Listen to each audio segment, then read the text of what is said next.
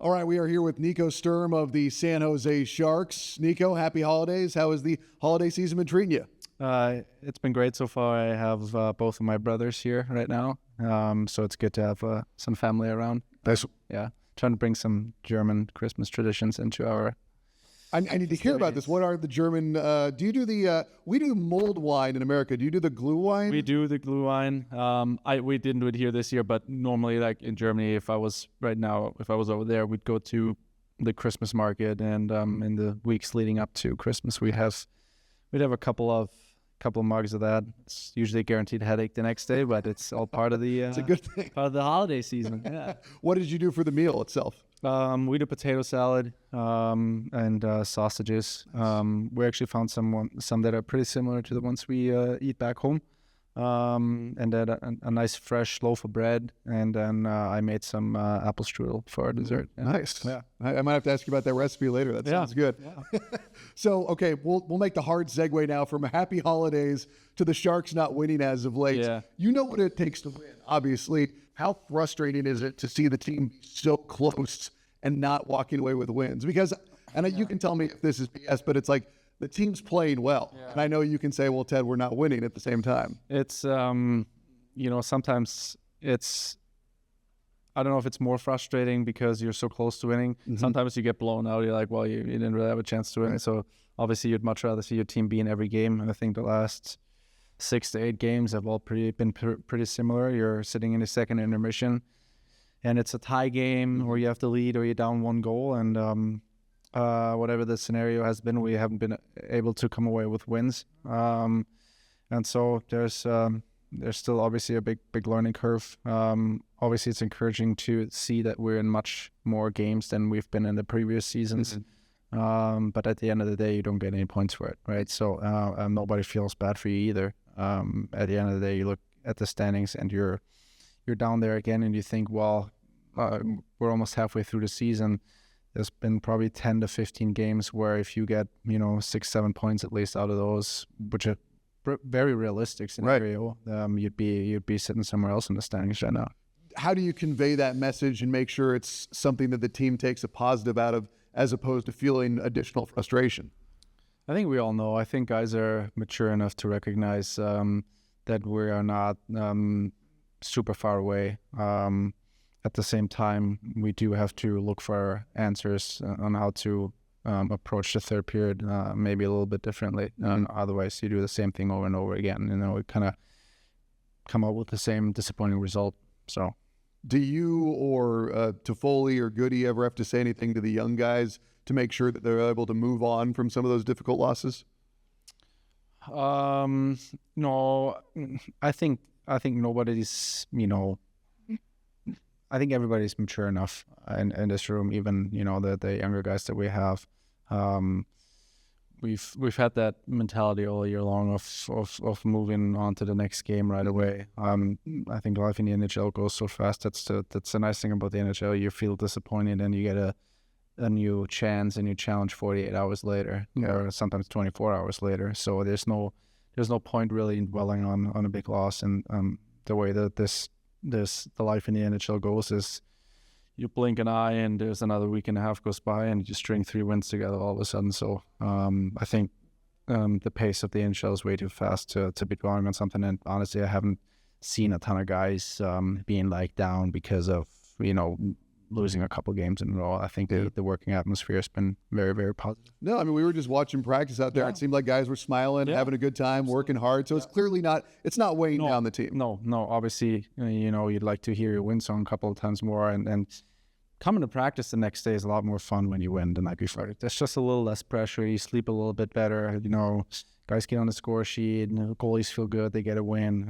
And so you want to have that feeling. You want to come to the rink every day and have a little pep in your step. Yeah. And so obviously I'm trying to get back to that. You got your third fighting major of your career the other night. Did you get into that and think to yourself, okay, I haven't done this for a while? It's been 2 years, but it was also against Calgary. Yeah. I obviously, it's not a big part of my game, and I think all of those have kind of come after a teammate has gotten hit, as far as I can remember. And I thought it was a big hit, and Grundy went down hard, and so obviously It's not my forte, but I'm a big guy. I can stand up for my teammates and for myself, and obviously, I know a lot of people nowadays complain that there's maybe too much fighting after hits, but once you let that kind of happen once or twice, then teams start to think that they can take liberties on you and your teammates, and so it's a fine line to traverse. But I thought that was a perfect moment to step up. Obviously, I would have liked to avoid maybe the extra penalty, but usually your teammates are okay with taking that. I know that obviously your teammates reacted stick taps immediately after, and the crowd, was very emboldened after that moment. Do you register that at all at the moment, or are you just kind of so adrenalized that you're like, all right, now I got to go to the box? No, you definitely know that the crowd. I thought it was a good crowd, anyways, that night, and so I think it was a 1-0 game at that point, and it was a very fast-paced, physical game, and you do feel good also about, contributing in a different way than I maybe normally do. And so, I probably won't see me doing that every game, but if it needs to be done, You handled yourself well, so I liked it. Looking ahead to this game on Tuesday night, obviously a lot of attention is going to be paid on Matvei Michkov and Will Smith and Macklin Celebrini. Just curious from your perspective, watching these young players handle the microscope and the spotlight. What's it been like? Do you think they're doing a good job? Very, very much so. I think I think Mac probably more so feels a little bit more responsibility on his shoulders, maybe, and I think he's handled himself extraordinarily well. I saw that clip of them the other day coming into the rink before the game, smiling into the camera, and it's certainly a little bit different. I'm trying to think back to my rookie season. Because you've been to college. Yeah, I'm trying to think back to my rookie season and how serious, and I don't think I spoke too much, and probably wasn't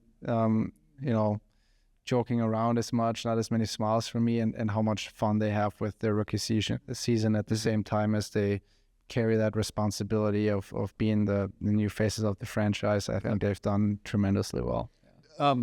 Your boy Mackenzie Blackwood went to your old home in Colorado. Did you give him any restaurant recommendations, or did you give him the numbers of a couple guys on the team? No, but I obviously texted him the other day after he signed his extension. Yeah. Told him it's a very well deserved. I think he's kind of come out of that injury slump that he'd had in the previous years, and he's played such good hockey. And I told him that I'm so happy for him, and he's obviously in a grade A organization, and it's going to be fantastic for his career. How tough was it to lose Mackenzie? Because I always noticed that after every game, he was positive with everyone, win or loss. Yeah, he would draw me into the conversation, like he just wanted to chat it up with everyone. It's obviously beyond the fact that you lose a fantastic goaltender on the ice. He's been, everybody's will tell you that he's been a great teammate and a fantastic friend, and I enjoyed sitting together with him after games. He'd usually be one of the later guys, be him, Jan Ruda, me, and we'd shoot the shit a little bit after games and enjoyed my dinners on the road with him. And so, I'm happy, though, for him. It's going to be good for his career. Very exciting for sure. And then my last question, because I always ask you, when we talked in the preseason, you said you hadn't been back in town. So now that you have been here, have you made additions to your flight simulator? No, I'm not going to lie. We've been on the road so much this first half of the year. I have been neglecting my my gaming computer quite a bit. So, and now I got I got my brothers here, and so obviously, Christmas time we don't want to spend in front of the screen. So maybe in the second half of the season I can pick it up a little bit. Nice. Yeah. Well, Nico, I appreciate your time as always, man. Keep it rolling, and I'll bug you soon. Sweet, thank you.